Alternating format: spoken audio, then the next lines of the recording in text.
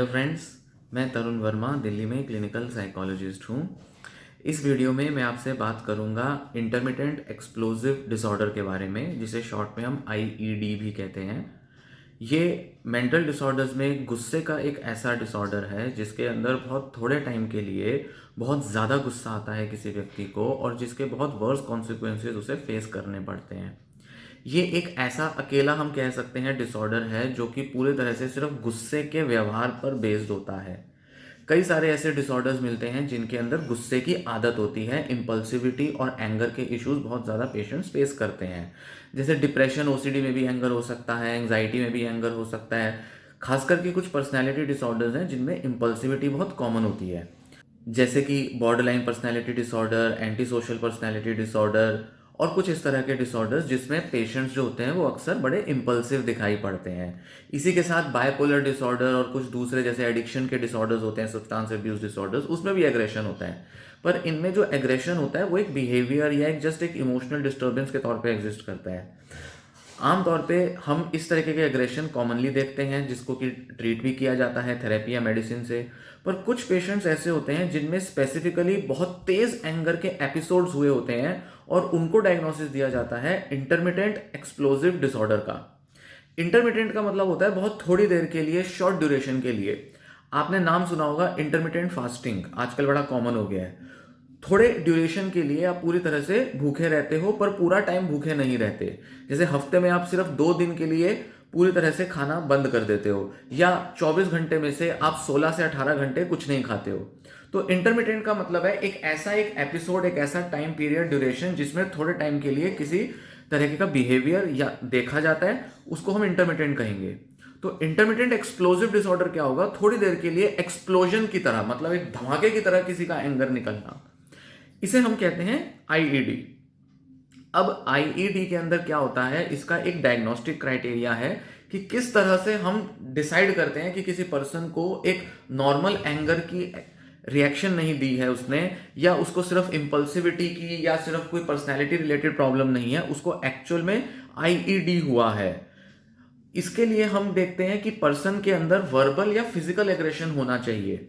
Verbal या physical aggression में क्या फर्क होगा? वर्बल एग्रेशन होता है जहां पर गाली गलौज बहुत दी जाती है और चीखा चिल्लाया शाउट किया जाता है, धमकियां दी जाती हैं।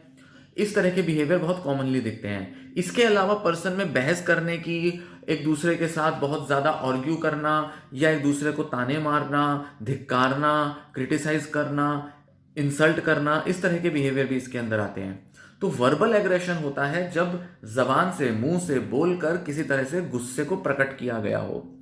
दूसरा आता है फिजिकल एग्रेशन, जिसके अंदर धक्का देने से लेकर, खींचतान करने से लेकर, मारपीट तक और किसी का नुकसान पहुंचाने तक का बिहेवियर आता है।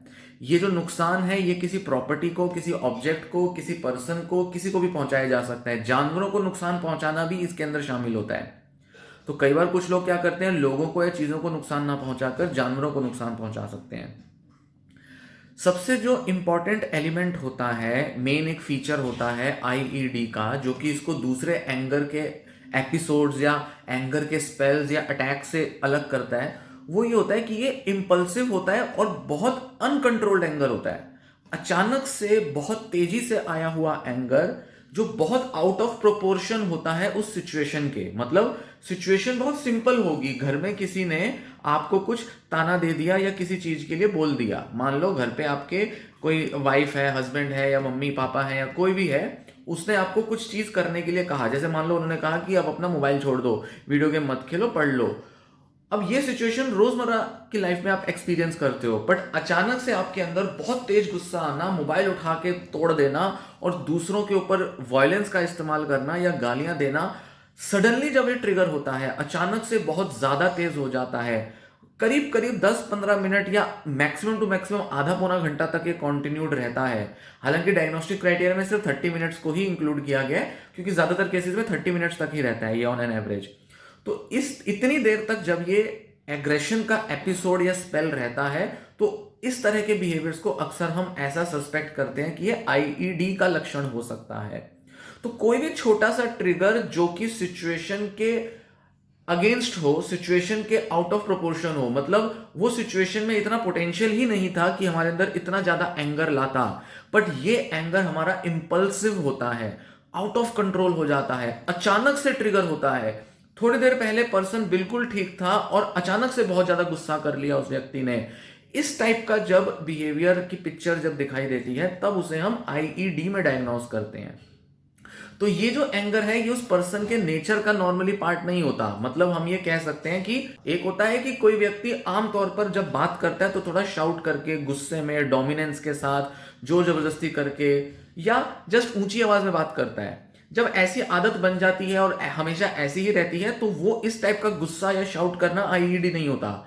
आईईडी के अंदर पर्सन को अचानक से बहुत तेज गुस्सा आना चाहिए जिस पर उसका कंट्रोल नहीं होता और जिसका बहुत वर्स कॉन्सिक्वेंस फेस करना पड़ सकता है।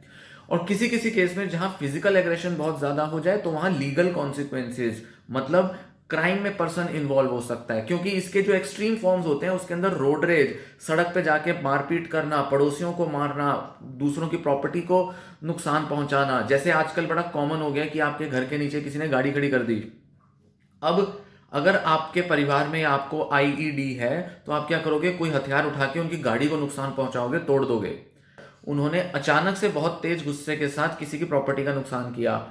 तो इस हिसाब से हम कह सकते हैं कि आईईडी जो है ये इतना भी अनकॉमन डिसऑर्डर नहीं है। आपने शायद इसका नाम ना सुना हो, या सुना हो, शायद आपको लगता हो इतना कॉमन नहीं होता होगा, पर ये बहुत कॉमन है। अमेरिका में कुछ स्टडीज हुई थी जो बताती हैं कि करीब 3 से 5% लोगों में आईईडी मिला है कभी ना कभी। मतलब ये एक ऐसा डिसऑर्डर है जो कभी कभी अपने आप वक्त के साथ चला जाता है, या थोड़े से ट्रीटमेंट या माहौल के बदलाव से भी ये चीज में कंट्रोल आ जाता है। तो कई बार होता है, हमेशा नहीं होता है, कई बार इसके लिए ट्रीटमेंट थेरेपी बहुत जरूरी होता है।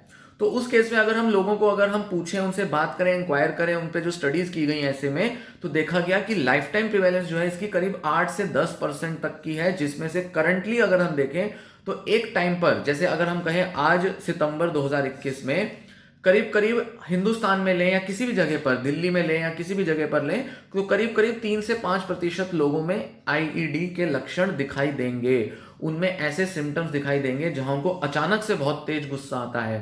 और 5% कोई कम नंबर नहीं होता, बहुत बड़ा नंबर होता है। हालांकि ये यूएस का डेटा है, इंडिया का डेटा कम या ज्यादा हो सकता है, नो डाउट। तो इस तरह की जब पिक्चर बनती है एंगर की, जब बहुत तेज एंगर आता है तो वो आईईडी में आता है। अब यहां पर वर्बल और फिजिकल एग्रेशन की जब हमने बात की तो यहां दो चीजें और ध्यान देने की हैं कि किसी को डायग्नोसिस तभी दिया जाता है जब उसके वर्बल के जो आउटबर्स्ट हैं, वर्बल एंगर के जो आउटबर्स्ट हैं, वो अक्सर हफ्ते में 1-2 बार होते हो, ऑन एन एवरेज 2 बार हम कह सकते हैं, और करीब करीब 3 महीने तक ये इस तरह के कई सारे एपिसोड्स आए हों वर्बल आउटबर्स्ट के, जिसके अंदर थोड़ा सा फिजिकल एग्रेशन हो। फिजिकल एग्रेशन ज्यादा से ज्यादा किसी को धक्का देने तक, किसी के साथ थोड़ा सा जोर जबरदस्ती से पकड़ने तक, इतने तक सीमित हो, बहुत ज्यादा चीजों का नुकसान ना पहुंचाया हो, किसी को हानि ना पहुंचाई गई हो। पर मेनली वर्बल एग्रेशन दिखाई दे रहा है जिसके अंदर व्यक्ति अचानक से बहुत तेज भड़क उठता है, गालियां देने लगता है तेज तेज, और बहुत ज्यादा धिक्कारने लगता है, नफरत की अपने अंदर जो है वो जाहिर करने लगता है। और ऐसे में ये जो बिहेवियर है ये करीब करीब हफ्ते में 2 बार एटलीस्ट, और कम से कम 3 महीने तक जब ऐसा रहा हो तो हम उसे क्या करेंगे? हम उसे आईईडी का डायग्नोसिस दे सकते हैं।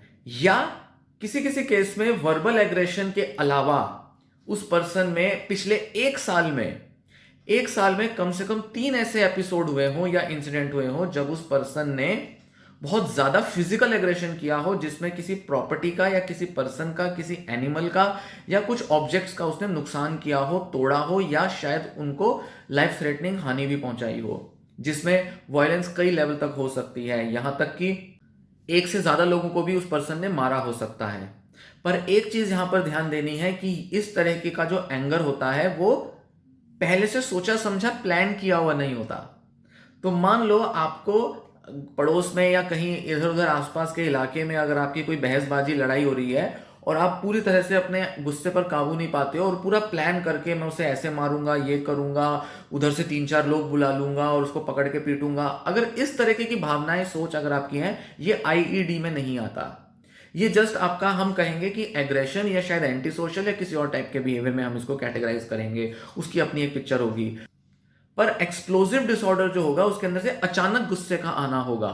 अगर देखा कि पड़ोस के नीचे गाड़ी खड़ी है और हमने उनको कहा था कि भाई नीचे गाड़ी मत खड़ी करना, अचानक से घर में हथौड़ा लिया, जाके उनके शीशे पे मार दिया, उनकी गाड़ी को नुकसान पहुंचा दिया। ये वाला जो एंगर होगा, जो अचानक से बहुत तेज बढ़ा और एकदम से हमने गुस्सा कर दिया, ये आईईडी का पार्ट समझा जाएगा। या किसी के घर में जाके ईंट पत्थर मार दिए, गुस्सा आया, उनके दरवाजे को जोर जोर से खटखटाया और जोर से उनके घर के शीशे पे जाके ईंटें पत्थर दे मारी, और अचानक से with in half an hour हमने बहुत ज्यादा एंगर का एक्सप्रेशन कर दिया, ये आईईडी का लक्षण होगा।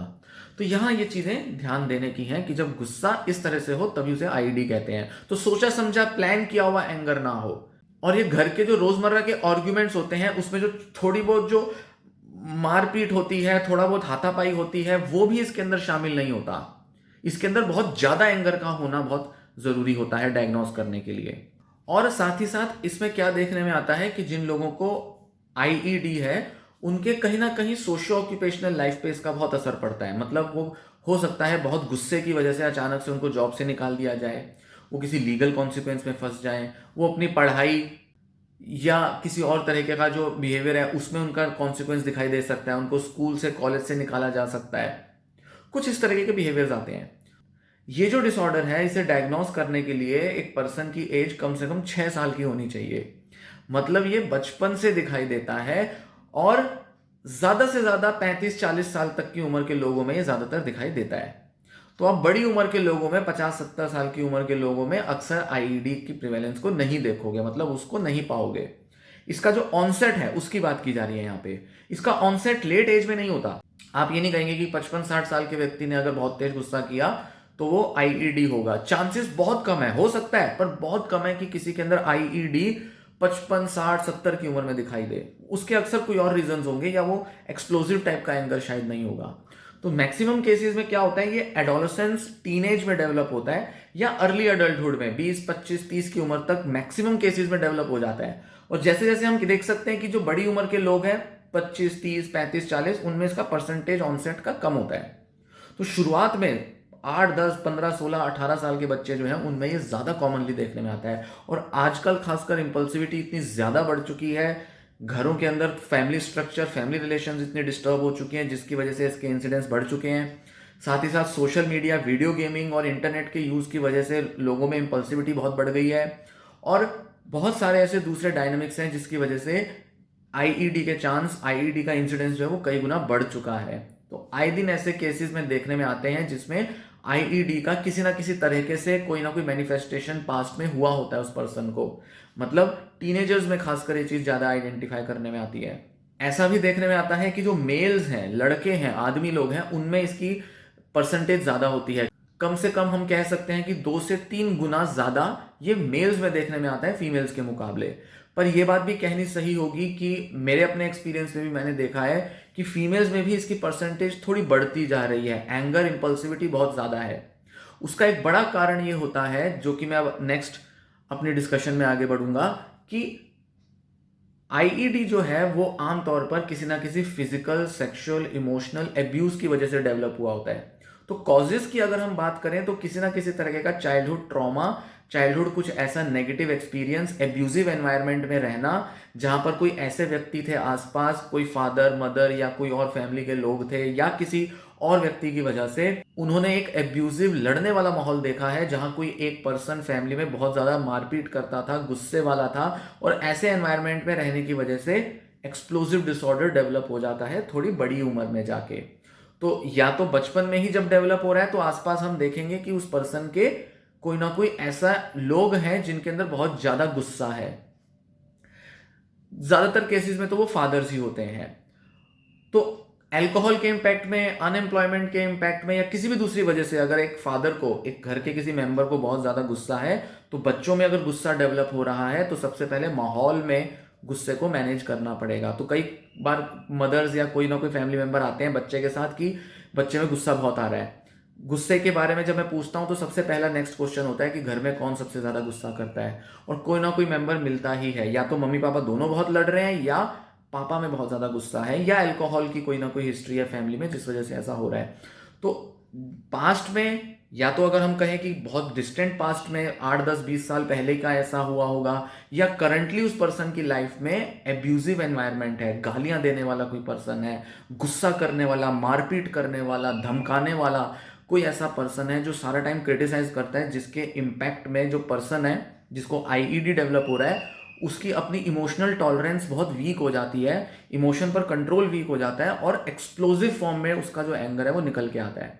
कहीं ना कहीं वो अपने एंगर को बहुत दबा रहा होता है और अचानक से किसी सिचुएशन में फट के बाहर निकलता है वो गुस्सा, शिकायतें मन में बहुत ज़्यादा भर जाती हैं। तो हमें लगता है कि ये पर्सन को गुस्से पर कंट्रोल नहीं है, एक्चुअल में उसके माहौल में उसको वो मौका ही नहीं दिया, उस माहौल में उसको वो जरिया नहीं मिल पाया जिससे वो अपने गुस्से को कंट्रोल में रख सके और गुस्से के ऊपर एक नियंत्रण बनाकर एक बेटर, एक रिलैक्स्ड पर्सन की तरह रह सके। क्योंकि आसपास कोई गुस्से वाले लोग होंगे तो वो हमारा खुद के ऊपर इमोशन पर कंट्रोल लूज कराएंगे, बार बार हमें ट्रिगर करेंगे, बार बार हमारे अंदर अपने गुस्से को कंट्रोल करने की क्षमता कम हो जाएगी। तो अक्सर जिन लोगों को आईईडी होता है उनकी ब्रेन केमिस्ट्री भी चेंज हो चुकी होती है इन अनुभवों की वजह से। तो उनको अक्सर एसएसआरआई वाली जो एंटी डिप्रेसेंट दवाइयां होती हैं जैसे कि फ्लुओक्सेटिन वो दी जाती है, जिससे कि उनके गुस्से के लेवल्स में थोड़ी सी कमी आ पाए और कुछ टाइम के बाद उनके अंदर एक बड़ा चेंज देखने में आते हैं इन दवाओं से। शुरुआत में दवाएं बहुत ज़्यादा असर नहीं लाएंगी, पर धीरे धीरे धीरे 3 4 महीने के लंबे ट्रीटमेंट के बाद गुस्से में काफ़ी कमी हो जाती है। क्योंकि ये जो एब्यूजिव एनवायरनमेंट होता है, अनकंट्रोल्ड एंगर वाला जो नेचर हो जाता है, इससे ब्रेन के सेरोटोनिन के लेवल्स में फ्लक्चुएशंस आ जाती हैं, इम्बैलेंस हो जाता है। और वो सेरोटोनिन के जो मेनली जो लेवल्स हैं उनके इम्बैलेंस की वजह से उनके अंदर अचानक से बहुत ज़्यादा आउटबर्स्ट देखने में आते हैं। तो सेरोटोनिन के लेवल्स में इम्बैलेंस रहने की वजह से इमोशनल रेगुलेशन नहीं हो पाती, और इमोशंस और एंगर की रेगुलेशन ना हो पाने के कारण एंगर के अचानक से आउटबर्स्ट देखने में आ जाते हैं। तो एक तो इनका जैसा कि बताया कि कॉज हो गया फैमिली एनवायरनमेंट, घर का एनवायरनमेंट, या कोई और एनवायरनमेंट भी हो सकता है जहां पर बच्चा जो है वो ज़्यादा टाइम के लिए एक्सपोज्ड है, जिसमें एंगर का डिस्प्ले बहुत हो रहा है, वर्बल या फिजिकल दोनों टाइप का हो सकता है, या कोई एक टाइप का भी हो सकता है। दूसरा इसका होता है जेनेटिक बेसिस भी होता है। कुछ लोगों में इम्पल्सिविटी बाय नेचर उनके जीन्स में इनहेरिट करते हैं। तो जैसा मैंने कहा, फैमिली में कोई एक पर्सन अगर एग्रेसिव है तो चांसेस हाई हैं कि अगर वो उस माहौल में कम भी रहेगा, ज़्यादा टाइम स्पेंड नहीं भी करेगा, एक बच्चा पापा के साथ ज़्यादा नहीं रह रहा, मान लेते हैं कि फादर को किसी वजह से सेपरेट होना पड़ा मम्मी के साथ, तो भी बच्चा अपनी मम्मी के साथ भी अगर रह रहा है तो भी चांस है कि उसके अंदर एक्सप्लोजिव डिसऑर्डर डेवलप हो सकता है, बावजूद इसके कि उसने अपने आसपास बहुत ज़्यादा गुस्सा नहीं देखा। क्योंकि कहीं ना कहीं जेनेटिकली वो प्री डिस्पोज्ड है, उसके अंदर वो जीन्स जब एक उम्र के बाद जब एक्सप्रेस करेंगे तो उसके अंदर नेचुरली अपने अंदर एंगर को कंट्रोल करने की क्षमता कम पाई जाएगी। तो एक ये भी कारण होता है। तो फैमिली एनवायरनमेंट, पास्ट के ट्रॉमाज, किसी तरह का सेक्सुअल एब्यूज, मारपीट होना, या किसी तरह का जेनेटिक बेसिस अक्सर मेनली देखे जाते हैं। अब बात करें अगर इसके ट्रीटमेंट की, तो ट्रीटमेंट में अभी बताया एसएसआरआई दवाइयाँ, कुछ एंटीसाइकोटिक दवाइयाँ देनी पड़ सकती हैं, कभी कभी एंजाइटी के सिम्टम्स ज़्यादा आते हैं तो वो भी देनी पड़ सकती हैं दवाइयाँ। इन दवाइयों से पेशेंट के अंदर फर्क आ जाता है, पर मेनली एसएसआरआई दवाइयाँ दी जाती हैं। इन दवाइयों से क्या होता है, धीरे धीरे धीरे पेशेंट के अंदर एंगर के एपिसोड्स थोड़े कम हो जाते हैं, उसका कंट्रोल बन जाता है। पर ज़्यादातर केसेस में काउंसलिंग और थेरेपी की बहुत ज़्यादा ज़रूरत होती है। क्यों? क्योंकि कई ऐसे भी केसेस देखे जाते हैं, रिसर्चेस में ऐसा देखा गया है कि जिन लोगों को दवा नहीं दी गई उन लोगों के अंदर करीब करीब 10 से 15 हफ्ते की रेगुलर, 10 से 15 हफ्ते मतलब करीब करीब 3 4 महीने की रेगुलर थेरेपी से उनके अंदर गुस्से के जो चांस थे, गुस्से के बिहेवियर जो थे वो ऑलमोस्ट खत्म हो गए। तो एक बहुत अच्छा ऑल्टरनेटिव है दवाओं का साइकोथेरेपी, जिसमें सीबीटी आती है, या इमोशन रेगुलेशन टेक्निक सीखना, इमोशनल मैनेजमेंट सीखना, ये सब आता है उसके अंदर। तो ऐसा जब सीखा जाएगा, स्किल्ड हो जाएगा जब पर्सन अपने एंगर को मैनेज करने में, तो उसके अंदर काफ़ी हद तक अपने को मैनेज करने की टेंडेंसी आ जाएगी और वो अपने गुस्से को कंट्रोल कर पाएगा और गुस्से को कैसे नियंत्रित करना है उसको आ जाएगा। तो जब ये आ जाएगा तो नेचुरली उसके अंदर आउटबर्स्ट नहीं होंगे। तो या तो जब दवाइयाँ काम नहीं कर रही तब थेरेपी लेनी जरूरी है, या दवाइयों के साथ साथ थेरेपी लेना जरूरी है, या ये एक ऐसी बीमारी है जिसके अंदर दवाइयों के बिना भी कई केसेस के अंदर सिर्फ थेरेपी से ट्रीटमेंट पूरी तरह से हो सकता है। तो ये थोड़ा इसमें ध्यान देने का है कि सिर्फ थेरेपी के बेसिस पे भी इसका ट्रीटमेंट आप ले सकते हैं अगर आपके फैमिली में या आपको किसी तरीके का एक्सप्लोजिव डिसऑर्डर है तो। इसके अलावा हमारे को एक्सप्लोजिव डिसऑर्डर को कंट्रोल करने में कुछ जो बेसिक टेक्निक्स होती हैं किसी भी टाइप की इमोशनल मैनेजमेंट की, वो जैसे कि योगा मेडिटेशन हेल्प करेगी, डाइट के अंदर चेंजेस हेल्प करेंगे, लाइफस्टाइल चेंज हेल्प करेगा, स्लीप को मैनेज करना, अगर इंसोम्निया है या हाइपरसोम्निया है उसको मैनेज करने से भी आपको एंगर पर कंट्रोल करने में हेल्प मिलेगी। इनसे ट्रीटमेंट नहीं होगा बट इनसे हेल्प मिलेगी। रिलेशनशिप पर वर्कआउट किया जाए, अगर मैरिज को लेकर या रिलेशनशिप की किसी तरीके की कोई काउंसलिंग की ज़रूरत है तो उस पर बात की जाए, फैमिली काउंसलिंग किया जाए। अगर मान लेते हैं किसी फैमिली में दो लोगों को ये डिसऑर्डर है, फादर में भी है सन में भी है, या फादर डॉटर में है, या मदर सन मदर डॉटर, किसी तरीके से दो लोगों में अगर ये डिसऑर्डर है, तब उस केस में फैमिली काउंसलिंग और फैमिली थेरेपी की बहुत ज़्यादा ज़रूरत पड़ेगी। पूरे फैमिली एनवायरनमेंट को उस टाइम पे ट्रीटमेंट की ज़रूरत होगी और रेगुलर थेरेपी में रहने के बाद ही उनके घर में शांति बन पाएगी और सब में गुस्सा कम हो पाएगा। तो ऐसी कुछ टेक्निक्स हैं जिससे कि इसको कंट्रोल किया जा सकता है। तो ये मैंने कुछ बेसिक्स बताए आईईडी के बारे में, इंटरमिटेंट एक्सप्लोजिव डिसऑर्डर। इससे कुछ और रिलेटेड प्रॉब्लम्स भी होती हैं, या ये जो डिसऑर्डर है अक्सर ऐसा देखा जाता है कि वक्त के साथ ये कई केसेस में तो अपने आप चला जाता है हालात माहौल बदलने की वजह से, पर कई सारे पेशेंट्स हैं जिनके अंदर ये अपने आप नहीं जा पाता और ये सालों तक बना रहता है। कई सालों तक पेशेंट जो है वो ऐसे गुस्से के आउटबर्स्ट दिखाता रहता है। हालांकि धीरे धीरे धीरे उम्र के साथ थोड़ा कंट्रोल जरूर आ जाता है, क्योंकि व्यक्ति के ऊपर जब जिम्मेदारियां आती हैं परिवार की, काम धंधे की, तो थोड़ा सतर्कता से, थोड़ा कॉशियस रहकर वो पेशेंट अपने को कंट्रोल कर जरूर लेता है। पर जिन लोगों में अपनी यंग एज में आईईडी के इंसिडेंट्स बहुत ज़्यादा होते थे, अक्सर उनमें कभी ना कभी लेट एज में जाकर भी ऐसे एपिसोड्स आ जाते हैं एंगर आउटबर्स्ट के। तो हम ये नहीं कह सकते कि ये पूरी तरह से चला जाता है। अगर उस पर्सन ने कोई भी थेरेपी या ट्रीटमेंट ना लिया हो तो चांसेस हाई हैं कि नहीं जाएगा। कुछ कुछ केसेस में ये चला जाता है। इसके अंदर हम जेंडर का भी एक डिफरेंस देख सकते हैं कि मेल और फीमेल के मुकाबले फीमेल्स में इसके जो कोर्स है, इसकी जो लंबा जो प्रोग्नोसिस है वो थोड़ा सा पॉजिटिव होता है। मतलब कह सकते हैं कि फीमेल्स के अंदर वक्त के साथ इस डिसऑर्डर के चले जाने के चांस ज़्यादा होते हैं मेल्स के मुकाबले। इसके पीछे हमारे जेंडर स्टीरियोटाइप्स, जेंडर रोल्स, हमारे कल्चरल जो पूरा जो एक माहौल होता है, एनवायरनमेंट होता है, सब जिम्मेदार होता है।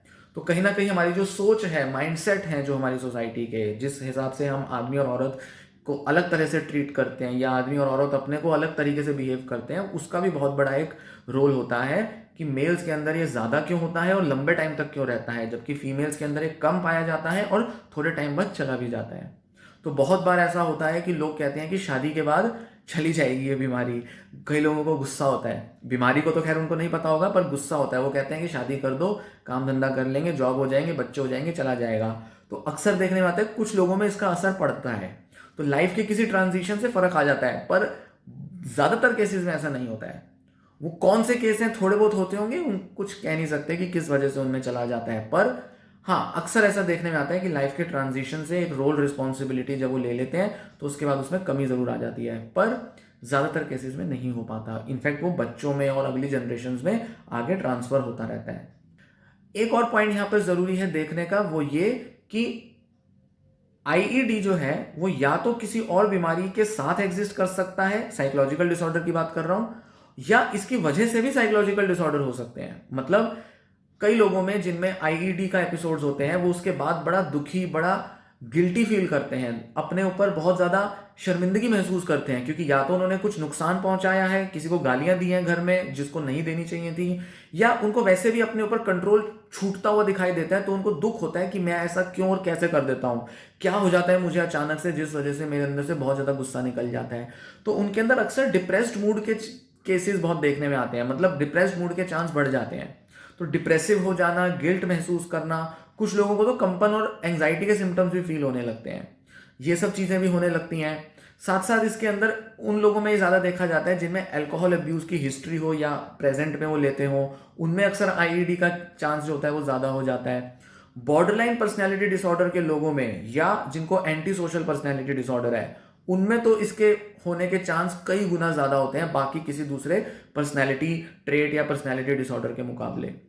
साथ ही साथ जिन लोगों को बचपन में एडीएचडी हुआ होता है या एडल्टहुड में उनको एडीडी या कुछ ऐसा डायग्नोज होता है, उन केसेस में भी आईईडी के चांस जो होते हैं वो कई गुना ज़्यादा होते हैं, क्योंकि एडीएचडी के बच्चों में अक्सर इंपल्सिविटी और एंगर की प्रॉब्लम्स देखी जाती हैं उनकी हाइपर एक्टिविटी के साथ साथ।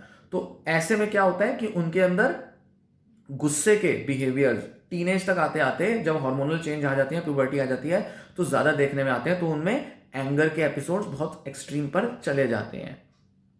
तो ये कुछ ऐसी कोमॉर्बिड कंडीशंस हैं जिसमें या तो उनकी वजह से या उनके साथ साथ आईईडी एग्जिस्ट करता है, या कभी कभी आईईडी की वजह से प्रॉब्लम हो जाती है, जैसे कि डिप्रेशन।